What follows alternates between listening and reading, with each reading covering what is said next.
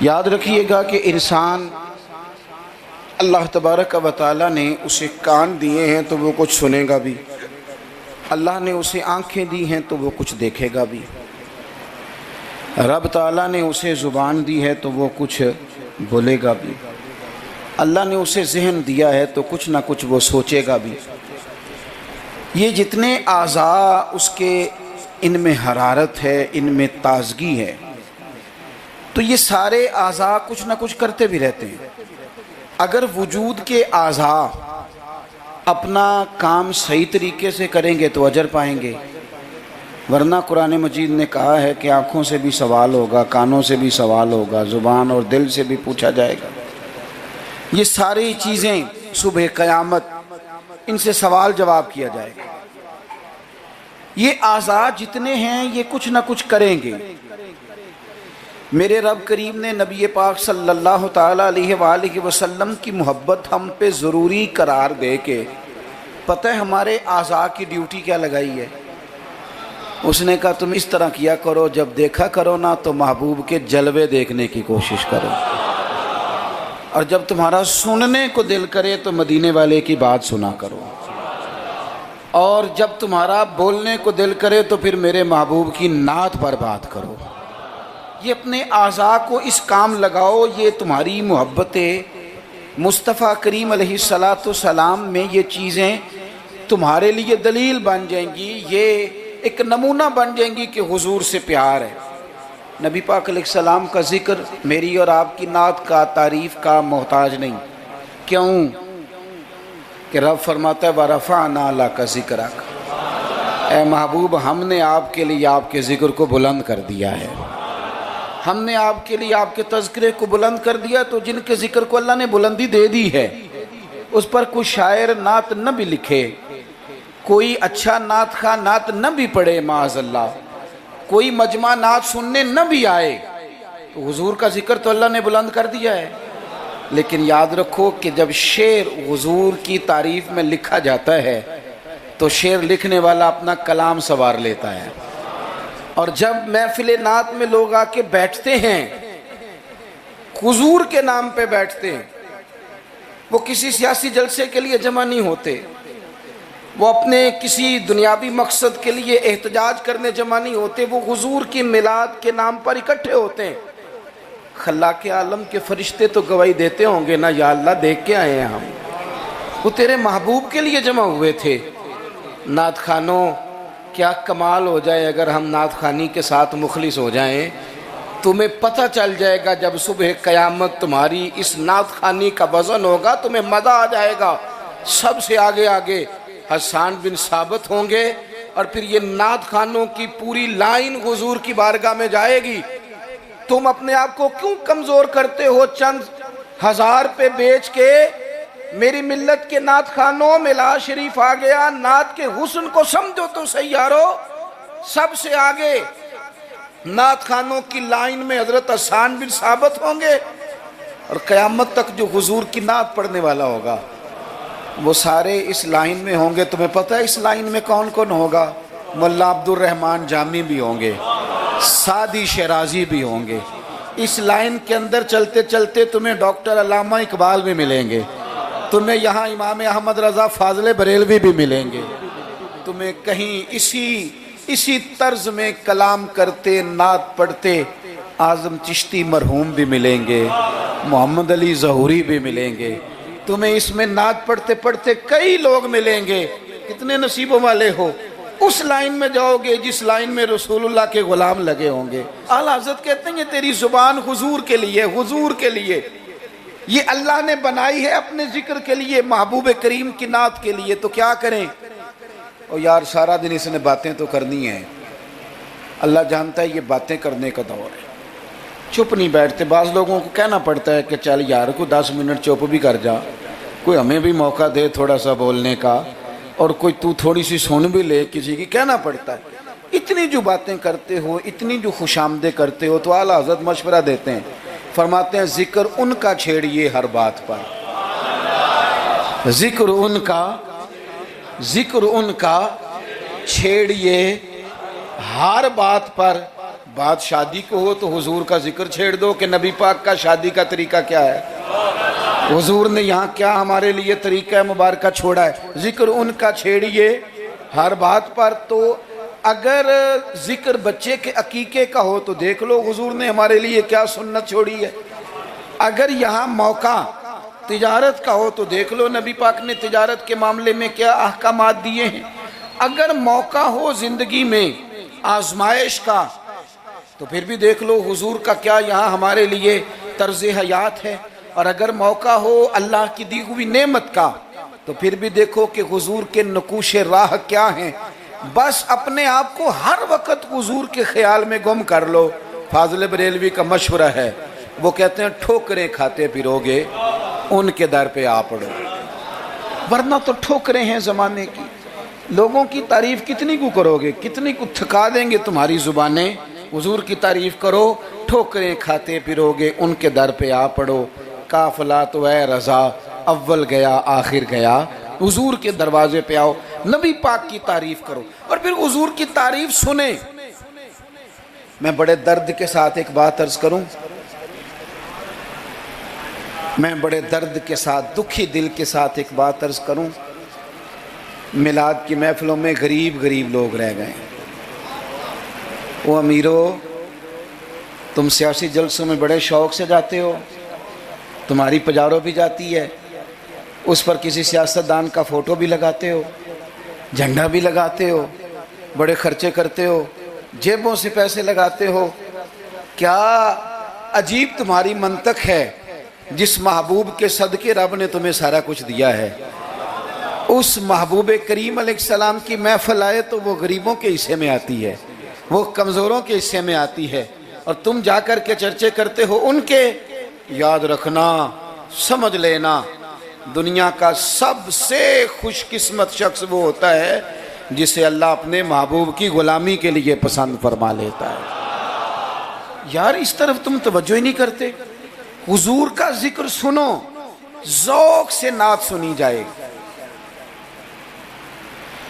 نعت نہ پڑھنے سے زیادہ سننے سے تعلق رکھتی ہے۔ نعت خاں اللہ کے فضل سے بڑے ہیں، ہمارے اس شہر میں بڑے بڑے اچھے نعت خاں آپ کو مل جائیں گے، بڑے ہیں، لیکن نعت سننے والے۔ چلیں ناراض کسی نے ہونا ہے تو وہ ہو جائے، جو بڑی بڑی محفلیں کرانے والے لوگ ہیں ان میں سے بھی اکثر احباب ایسے ہیں جنہیں محفل کرانی آتی ہے، نعت سننی نہیں آتی۔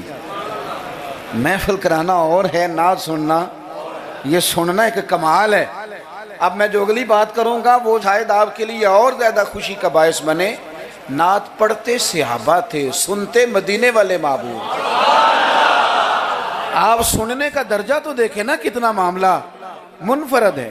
حضور کے ذکر کو سننا، نبی پاک کی بات کو، یہ منافقوں کا طریقہ تھا کہ حضور کی بات جب ہوتی تھی، نبی پاک جب بات کرتے تھے تو وہ کھیل کود میں لگ جاتے تھے، حضور کی بات نہ سنتے، سننے نہ دیتے تاکہ کسی پہ اثر نہ ہو جائے۔ مومن کیا کرتا ہے؟ اعلیٰ حضرت فاضل بریلوی یہاں بھی سبق پڑھاتے ہیں، وہ کہتے ہیں عرش پہ تازہ چھیڑ چھاڑ، ابھی تازی باتیں چھڑی ہیں نبی پاک کی عرش پہ، ابھی فرشتوں نے نیا کلام چھیڑا ہے حضور کا۔ کہتے ہیں عرش پہ تازہ چھیڑ چھاڑ اور فرش پہ طرفہ دھوم دھام۔ وہاں حضور کا ذکر چھڑا ہوا ہے اور یہاں تو دھوم مچی ہوئی ہے، غلاموں نے مچائی ہے۔ عرش پہ تازہ چھیڑ چھاڑ، فرش پہ طرفہ دھوم دھام، بس کان جدھر بھی لگا یہ تیری ہی داستان ہے۔ میں عرض کروں، ادھر دیکھو میری طرف، میری ملت کے جوانوں، ہماری زندگیاں کمزور ہیں، ہمارے ذمے بڑے سارے حقوق ہیں، بوڑھے ماں باپ کے جھریوں والے چہرے ہمیں بڑا پریشان کرتے ہیں۔ کئی گھروں میں بہنیں ہیں، وہ آتے جاتے ان کے دوپٹے کا وقار برقرار رہے، یہ ہمارے دلوں میں خواہشات چمکتی ہیں۔ بیٹی چھوٹی سی بھی آنگن میں دوڑ رہی ہو تو باپ نہ چھوٹی بیٹی دیکھ کے بھی کہتا ہے اللہ نصیبہ اچھا کر دو، اللہ اس پہ رحمت کرنا۔ اسے زمانے کی ہمارے ذمہ ڈیوٹیاں ہیں، ان ڈیوٹیوں کے لیے نا ہم اپنے گھر سے نکلے ہوئے ہیں۔ کوئی مزدوری کرتا ہے، کوئی محنت کرتا ہے، کوئی ادھر جاتا ہے. اس رستے میں نا ہمارا کئی لوگوں سے واسطہ پڑتا ہے. کچھ ہم سے اپنے قصیدے پڑھواتے ہیں، کچھ تعریفیں کرواتے ہیں، کئی جھوٹ بلواتے ہیں. کئی کہتے ہیں تو یہ والا کام کر پھر نوکری مل جائے گی. کئی کہتے ہیں تو میرے ساتھ لگ جا، تو کہہ کہ میں بڑا اچھا آدمی ہوں تو شاید میں تجھے کسی یورپ کے ملک کا ویزا دلا دوں.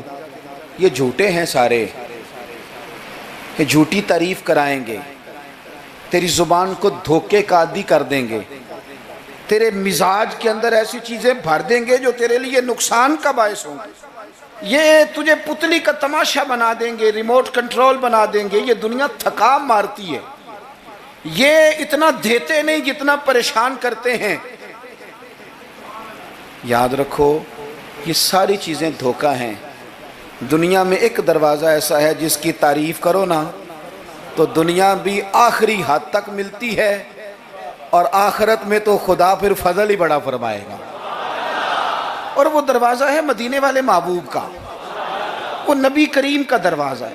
حضور کی جو تعریف ہے نا، جو نبی پاک کی چوکھٹ کی تعریف کرنے والے ہیں، حضور کے دروازے کی جو تعریف کرنے والے ہیں نبی پاک کی، ان میں سادے سادے لوگ بھی ہیں. مجھے نہیں پتا کہ زیادہ سریلا نعت خواں کون ہے، مجھے نہیں پتا آج کل زیادہ ریٹ کس کا ہے، میں نہیں جانتا. لیکن ایک بوڑھی سی اماں مدینہ شریف میں، سادی بالکل اور ان پڑھ بھی جملے پنجابی کے بھی ٹھیک نہیں ادا کرنے آتے. میں حضور کی بارگاہ کی حاضری دے کے آ رہا تھا تو بالکل باہر نا مسجد نبوی شریف کے جنگلے سے باہر نکل کے وہ بوڑھی اماں، سادے سے کپڑے، پنجاب کی تھی، کسی گاؤں کی تھی، اور عمر بھی بہت زیادہ تھی. اس کے سادے سے جملے، وہ دور بیٹھ کے نا، چونکہ قریب تو خواتین کا آنا درست ہے بھی نہیں اور وہ آنے بھی نہیں دیتے، پیچھے باہر ہم نکلے بازار میں تو وہاں نہ شاید کسی کا انتظار کر رہی تھی. بچے نے وقت دیا ہوگا کہ اماں تو یہاں بیٹھ جانا تو میں آ جاؤں گا، تو وہاں بیٹھی تھی. چلیں، میں نے بھی بہت سارے نعتیں سنی ہیں الحمدللہ، سنتے رہیں گے جب تک زندہ ہیں. پر اس بوڑھی اماں کے نا دو جملے، دو فکرے، پھٹ گیا میرا کلیجہ اور کئی دن میں روتا رہا. وہ اپنے لب و لہجے میں نا، اپنے انداز میں، سادے کپڑے اس کے اور سادہ اور پرانا دوپٹہ، اور زمین پہ اسی طرح بیٹھی تھی جس طرح غریب لوگ بیٹھ جاتے ہیں روٹی کھانے کے لیے، مزدور بیٹھ جاتے ہیں. پتہ کیا کہہ رہی تھی؟ نعت کیا پڑھ رہی تھی؟ کیا اس کا انداز تھا نعت پڑھنے کا؟ وہ کبھی دیہاتوں میں سادی عورتیں جس طرح بات کرتی تھی، ہماری بوڑھی مائیں اس طرح وہ بات کر رہی تھی، اور اشارے کر کے نا مدینے کے در و دیوار کی طرف اپنا مزہ پورا کر رہی تھی. کہہ رہی تھی ویکھو نہیں ویکھو. اس کا لہجہ ہے، ادھار لے کے بات کر رہا ہوں، اس کا لہجہ ہے، اس کی بات ہے. اور شعر میں وزن کیسا ہے اور جملے کی ترتیب کیسی ہے یہ شاعر بتائیں گے. مجھے تو لطف آیا تھا تو میں بات آگے نقل کر رہا ہوں. وہ کہہ رہی ہے اور وہ مطلب عوام کو متوجہ نہیں کر رہی، وہاں تو ہے ہی کوئی نہیں، اکیلی بیٹھی ہے، اپنا ذوق پورا کر رہی ہے. اور لگتا ہے کہ وہ نا، مجھے یوں لگتا ہے کہ جیسے نا وہ حور و غلمان کو متوجہ کر کے کہہ رہی ہے، اور اس کی آنکھوں میں آنسو ہیں. تھوڑی دیر اتنا روتی ہے کہ آواز بھار آتی ہے اس کی، پھر دوبارہ بات شروع کرتی ہے، پھر اپنے پلو سے آنسو پوچھتی. کہتی کیا ہے؟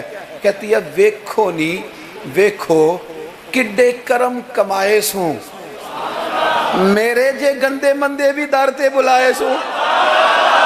اب ویکھو نہیں ویکھو، ویکھو نہیں ویکھو کڈے کرم کمائے سوں، اب میرے جے گندے مندے بھی در تے بلائے سوں.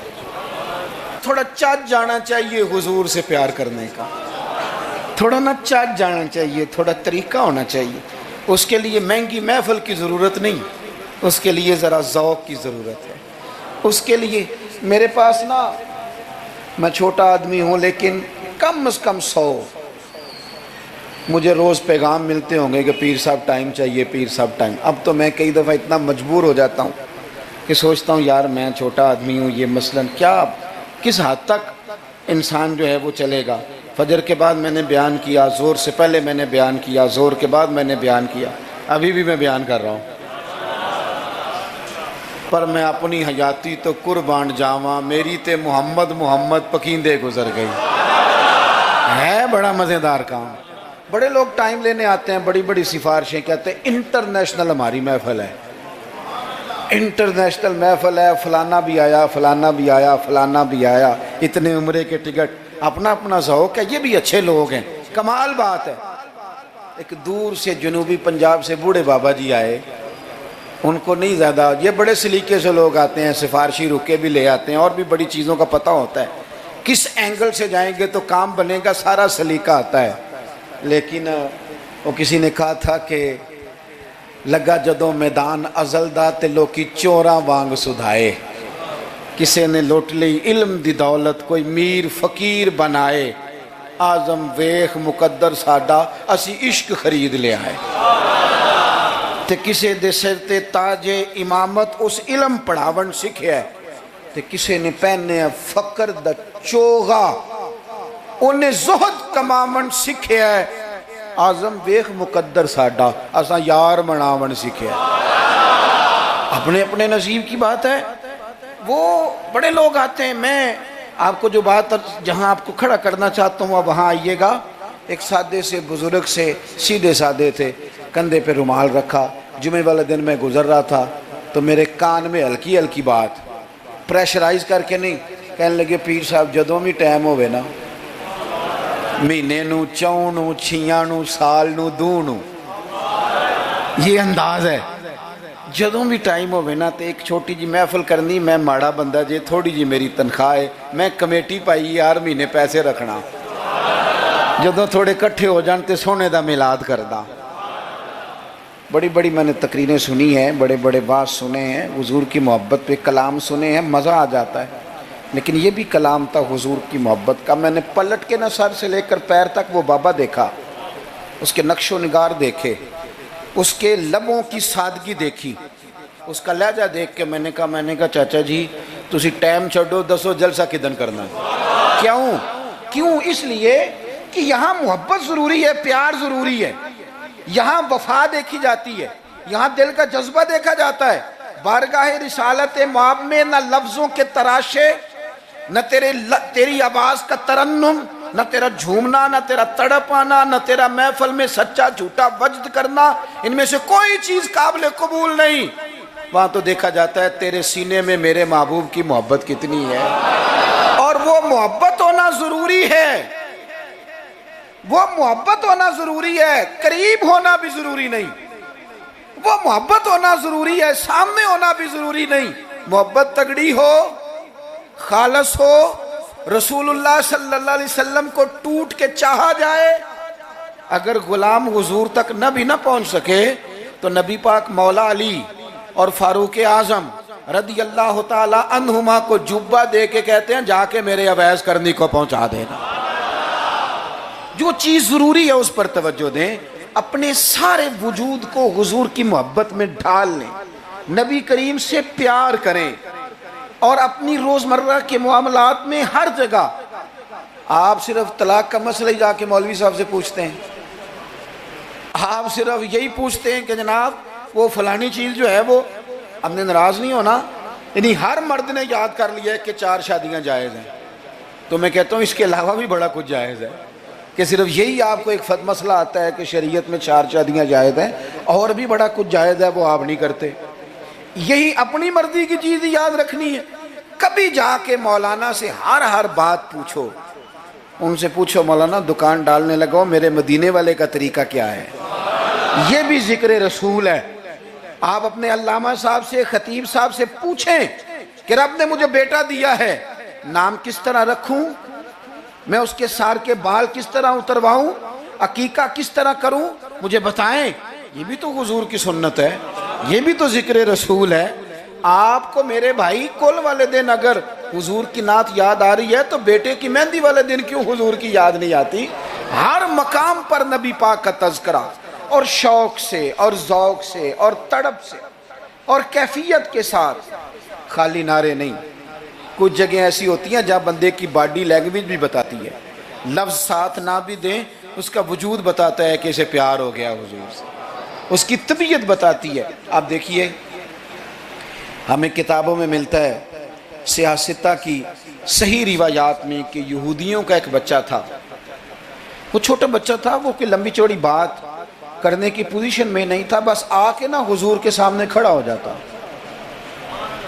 اور شارحین کہتے ہیں زیادہ پتہ وہ ڈیوٹی کیا کرتا تھا، بس محبوب کا چہرہ دیکھتا رہتا تھا، بس دیر تک نہ حضور کو دیکھتا رہتا. نبی کریم کبھی کبھی کوئی کام بتاتے تو کر آتا، یہودی کا بیٹا تھا، پیار ہو گیا اسے نبی پاک سے. آپ کے بیٹے کو بھی ہو سکتا ہے، میرے بیٹے کو بھی ہو سکتا ہے. شرط یہ ہے کہ وہ اپنے ابا سے حضور کی نعت سنے. اس نے اپنے ابا سے دولت کی تعریف سنی تو اسے دولت سے پیار ہو گیا. اس نے اپنے ابا سے سنی نا بات کہ فلانے کا بیٹا ڈاکٹر بن گیا تو پیسے بڑے کما رہا ہے، فلانے کا بیٹا کاروباری ہے تو آگے بڑا گزر گیا. جو سنا سو اس کے دل میں آ گیا. اگر یہ سنے گا تو حضور کا پیار بھی آ جائے گا. وہ نبی کریم کی بارگاہ میں کھڑا رہتا ہے، حضور کی زیارت کرتا ہے، خدمت کرتا ہے یہودی کا بیٹا. میرے محبوب بڑے کریم ہیں. میں بڑی ذمہ داری سے آپ کو عرض کرتا ہوں، حضور بڑا ہی اجر عطا کرتے ہیں. وہ یہودی کا بیٹا تھا، بیمار ہو گیا، قربان جائیں. دو ایک دن نظر نہیں آیا تو حضور فرمانے لگے چلو نا تیمارداری کرنے چلے. حضور تیمارداری کرنے کیسے نصیب ہیں، کیسی خوش بختیاں ہیں.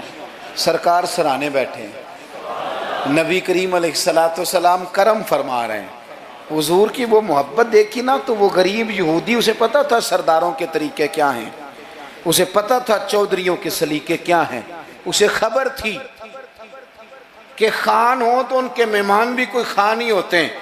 انہیں خبر تھی کہ عام لوگوں کا طرز حیات کیا ہے. لیکن وہ سمجھ گیا کہ میرے جیسے غریب کے بچے کی تیمارداری کرنے جو آئیں وہ دنیا دار نہیں، وہ اللہ کے سچے رسول ہیں. حضور صلی اللہ علیہ وسلم نا اس چھوٹے بچے سے بات کر رہے ہیں. ادھر دیکھنا میری طرف، چھوٹے بچے سے. اب میں نے جو بات کہنی ہے اگر آپ کی سمجھ میں آ گئی تو ٹھیک ہے، نہ بھی آئی تو بات ٹھیک ہے. پیار نبی پاک سے خالص کرنا، انشاءاللہ رسول پاک تیمارداریاں فرمائیں گے، کرم نوازیاں فرمائیں گے. پیار خالص کرنا، نیرا نعرہ نہ لگانا، صرف تقریر میں بات نہ رہے، نکابت خطابت اور یہ مائک کی حد تک چیزیں نہ رہ جائیں، کوئی اس کا عملی ثبوت بھی ہمارے سامنے آئے. حضور اس بچے سے بات کر رہے ہیں، فرماتے ہیں کلمہ نہیں پڑھ لیتا. قربان جائیں. کسی کو ابا نے کلمہ پڑھایا، کسی کو اماں نے پڑھایا، کسی کو مفتی صاحب، پیر صاحب، علامہ صاحب، صوفی صاحب، درویش نے پڑھایا. اس کے بھی تو ذرا نصیب دیکھو نا، کلمہ نہیں پڑھ لیتا. تو اس بچے نے نا نظروں ہی نظروں میں اپنے باپ کی طرف دیکھا، پڑھ لوں کلمہ، نظروں ہی نظروں میں پوچھ رہا ہے.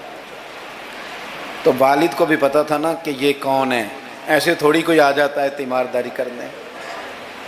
بڑے پیارے ہوتے ہیں بچے ماں باپ کو. تو باپ نے آگے بڑھ کے اس بچے کی پیشانی پہ ہاتھ رکھا، کہنے لگے پتر جس طرح یہ کہتے ہیں نا ویسے ہی کر لے. آپ پیار تو خالص کریں نبی پاک سے. حضور نے کلمہ پڑھایا، وہ شخص کلمہ پڑھ کے مسلمان ہو گیا، اس کی روح پرواز کر گئی.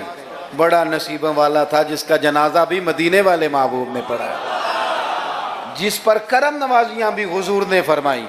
میرے بھائی حضور کے ساتھ پیار ہو.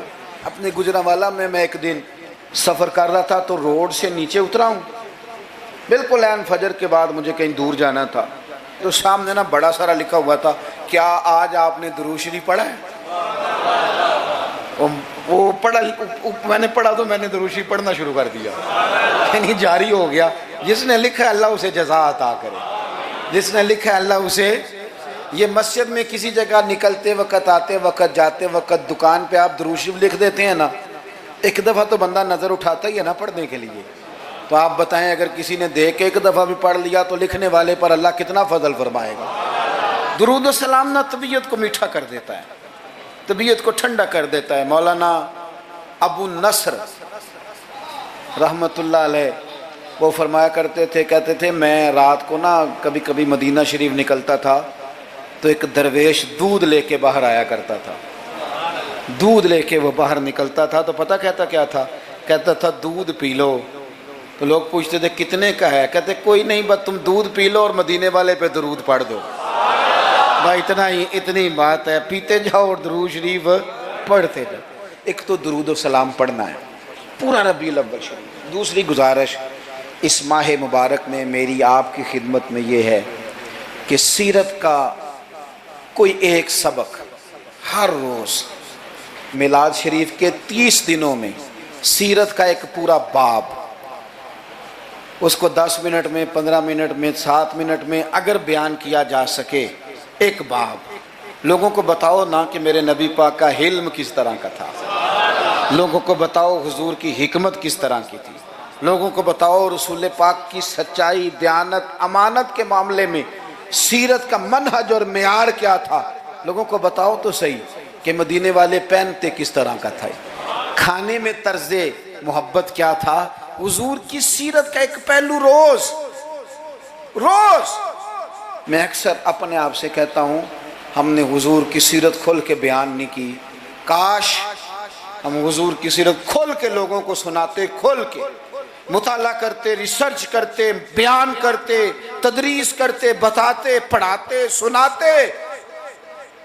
میری ملت کا کوئی جوان کسی ایکٹر اور کرکٹر کو آئیڈیل نہ بناتا، کسی موٹیویشنل سپیکر کے پاس جا کے نہ بیٹھتا، کہیں سے وہ اپنی ذہن سازی نہ کراتا، کہتا چپ کر، مجھے پتہ ہے میرے نبی پاک کا مصیبتوں میں طریقہ کیا رہا، مجھے پتہ ہے حضور کا نعمتوں میں طریقہ کیا رہا، مجھے پتہ ہے رسول پاک علیہ السلام کا گھر والوں کے ساتھ رویہ کیا رہا۔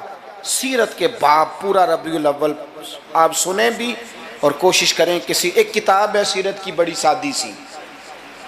سادی سی کتاب ہے، سیرت مصطفیٰ، علامہ عبد المصطفیٰ اعظمی رحمۃ اللہ علیہ ایک بزرگ گزرے ہیں، انہوں نے لکھی ہے، سادی سی ایک ہی جلد میں، ذرا زیادہ آسان ہے، وہ کتاب لے لیں آپ، اور اس کتاب کو نا آپ حضور کے جو اخلاق کے باب ہیں، جو شمائل ہیں، خصائل ہیں، فضائل ہیں، ان کو پہلے پڑھیں، اور آپ ذرا تھوڑا سا نا غور کے رک کے حضور کی سیرت مبارکہ کے جملے، یہ ربیع الاول شریف نہ سارا حضور کی یادوں کے نام کر دیں، آپ یقین کریں گے سیرت تعمیر کر دے گی آپ کو، آپ کی شخصیت کے اندر جتنی کمزوریاں ہوں گی، حضور کی سیرت مبارکہ پڑھنے کی برکت سے اللہ وہ ساری کمزوریاں اپنے فضل سے دور فرمائے گا۔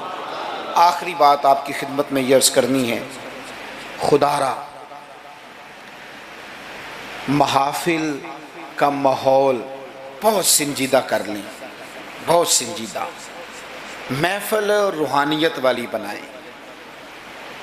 میں تمام محافل کرانے والوں سے، پورا ربیع الاول شریف محفلیں کرانے والوں سے اپیل کروں گا کہ محفلوں میں کیمروں کا استعمال ذرا کم کریں، تھوڑی مہربانی کریں۔ چلیں ریکارڈنگ کے لیے کہیں ایک آدھ کیمرہ آپ ضروری سمجھتے ہیں تو ہر بندہ فوٹو سیشن کر رہا ہے، ہر شخص کومنٹس دے رہا ہے، کم سے کم اس کا آپ استعمال کریں۔ کوشش کریں محفل میں وضو کر کے آئیں، سر ڈھانپ کے آئیں، حضور علیہ السلام کی نعت سننی ہے، خوشبو لگا کے آئیں، نبی کریم کی محفل نور میں بیٹھنا ہے، وہاں ادب کے ساتھ آئیں، خشوع کے ساتھ آئیں، توجہ آپ کی نعت خواں کے شعر پہ ہو، آپ محفل پہ کوئی تبصرہ نہ کریں۔ نعت خواں جو مال اکٹھا کر کے طے کر کے اپنی جان پہ ظلم کرتے ہیں وہ سب کو پتہ ہے، لیکن وہ تو کر ہی رہا ہے نا جو کر رہا ہے، ہمیں غیبت کر کے کیا ملے گا؟ آپ نصیحت کے انداز میں کو بات کریں تو کریں، محفل کے اندر بیٹھ کے اس کی نعت بھی سن رہے ہیں اور ساتھ ساتھ جناب آپ تبصرہ بھی کر رہے ہیں کہ 40,000 لیتا ہے، تو آپ کو تو کوئی نعت کا مزہ نہ آیا، آپ تو اسی چکر میں رہے کہ اس نے لیا کیا ہے۔ آپ چھوڑیں اس بات کو، آپ اپنا سرور اور ذائقہ پورا کریں، خوبصورت محفل کریں، کوشش کریں اتنا رش نہ ڈالیں کہ وہ مجلس اتنی لمبی ہو جائے کہ پھر صبح فجر کی نماز کے لیے لوگوں کے لیے مشقت بنے۔ آپ 1-1.5 گھنٹے میں بڑا معقول پیغام، سونی نعت، ویسے بھی اگر آپ ایک آدھ نعت خواں کو دعوت دیں گے تو اس کا فائدہ آپ کو یہ ہوگا، میرے بھائی کے سٹیج پہ لڑائی نہیں ہوگی کہ پہلے میں نے جانا ہے اور میں نے 6 جگہ پہ جانا ہے اور میں تو آ گیا ہوں تو میرا شکر ادا کرو، یہ جان چھوٹی رہے گی آپ کی۔ آپ اچھے طریقے سے ایک شخص کو موقع دیں، وہ 2 نعتیں پڑھے، 3 پڑھے، ایک سونی تلاوت کریں۔ ایک بات جو ہر سال کہتا ہوں پھر کہہ لوں، محفل میلاد میں وہ والا کام نہ کریں جو ہم سیاستدانوں کے مسئلے میں کرتے ہیں. یہ نہ ہو کہ میلاد کی اسٹیجوں پہ بھی پھر تگڑے تگڑے لوگ جمع ہو جائیں, غریب بیچارے میلاد میں بھی پیچھے پیچھے رہ جائیں, وہ ڈھونڈتے ہی رہیں کہ ہمیں عزت کس دن ملنی ہے. بس جس کے ہاتھ میں نوٹوں کی دتھی ہو, اس کی سیٹ بھی اگلی ہو, سارا سال بے شک مسجد نہ آئے. یہ رویہ ٹھیک نہیں, یہ انداز تکلیف دہ ہے غریبوں کے لیے. آپ یہ رنگ اختیار ہی نہ کریں, اور مہربانی کریں. آپ تو کہتے ہیں کہ میلاد شریف کا لنگر برکت والا ہے, اور آپ تو کہتے ہیں یہ محفل سارا سال برکت والی ہوگی. تو آپ کے بیٹے کے نام کی جو دعوت ہوتی ہے ولیمے کی, اس میں بھی آپ چھتوں سے ڈبے پھینکتے ہیں چاولوں کے, اس میں بھی آپ یہی سلوک کرتے ہیں جوس والے ڈبوں کے ساتھ کہ چھت سے پھینک دیں, یہ لے لو میلاد کا ہے, میرے بیٹے کے ولیمے کا, اس طرح پھینکتے ہو. تو یہ حضور کے میلاد کے ساتھ یہ حال ہے. آپ وہاں بھی آپ نے ناراض نہیں ہونا. میں آپ کو, چونکہ میں روز جاتا ہوں تو میں حقیقت بتا رہا ہوں, چودھریوں کے لیے, خاص خاص لوگوں کے لیے سونے دسترخوان, اعلیٰ غذائیں چن دیں آپ نے, اور جناب وہ جو غریب طبقہ بیچارہ آیا تھا اس کو چھاپروں میں چاول پھینک دیا آپ نے. چھ معنی دارت. اگر یہ لنگر میلاد کا ہے چاول والا, یہ اگر غریب کے گلے سے اتر جاتا ہے تو نعت خواں کے گلے سے بھی اتر جائے گا, پیر صاحب کے گلے سے بھی اتر جائے گا. کوئی اتنی مصیبت والی بات, ایک جیسا لنگر. یہ کیا بات ہوئی, بزرگوں کے نام کا جو لنگر سادہ ہو وہ مرید کھائیں.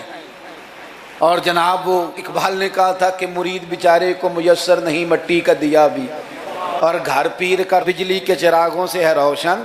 یہ رنگ. آپ عشرت قدوں میں رہیں, اور آنے والا اس کو سڑک پہ بھی سونے کی جگہ نہ ملے. یہ حضور کا میلاد ہے. آپ طے کر لیں کہ رسول پاک نے بتایا ہے کہ جس پلیٹ میں روٹی ابو بکر صدیق کھائیں گے اسی میں بلال حبشی بھی کھائیں گے. یہ طے کیا ہے میرے رسول پاک نے. ملت کے جوانوں, طے کرو حضور کے میلاد پر کہ جس پلیٹ میں کھانا فاروق اعظم نے کھایا ہے اسی میں کھانا حضرت عامر بن فہیرہ نے بھی کھایا ہے, اسی میں سلمان فارسی نے بھی کھایا ہے, صہیب رومی نے بھی کھایا ہے. ایک ہی صف تھی. اگر حضرت ابو ذر غفاری کے منہ سے نکل گیا جناب بلال کے لیے کہ او حبشن کے بیٹے, تو نبی پاک نے کہا کہ ابو ذر تو چودھریوں کا پتر ہے, تیری بڑی شان ہے, بندہ بھی بڑا سچا ہے, بڑی عظمتوں والا ہے, پر جتنی شان تیری ہے بلال کی بھی اتنی ہے, کارنا معذرت. تو سیدنا ابو ذر غفاری نے پھر حضرت بلال کے آگے لیٹ کے کہا تھا اب حالات بدل گئے ہیں, اب غریبوں کی غربتیں بازاروں میں رولی نہیں جائیں گی, اب مدینے والے کا دور ہے. یہ وہ دور ہے جس میں عزت ہی عزت ہے. فرمایا اب اپنا پیر اٹھا اور میرے سینے پہ رکھ, میں بتاؤں کہ تھے تو آپ حبشن کے بیٹے ہی, پر جب سے مدینے والے کا کلمہ پڑھ گئے ہیں ہم سب کے سردار ہو گئے. کم از کم آپ حضور کے میلاد کے نام کی محفل میں اتنا تو کریں کہ امیر غریب کی روٹی ایک جیسی کر دیں, ہو جائے گا؟ ہاں نہ نہیں کرتے, ہو جائے گا. یہ کم از کم اتنا تو کریں نا, آپ سادہ کریں چیزوں کو, اور غریبوں کو بٹھا کے نا, یہ بڑا کمال ہوگا. روز محفل ہونی ہے, سونا لنگر, صاف ستھرا, اور امیر روز ہی گوشت کھاتے ہیں.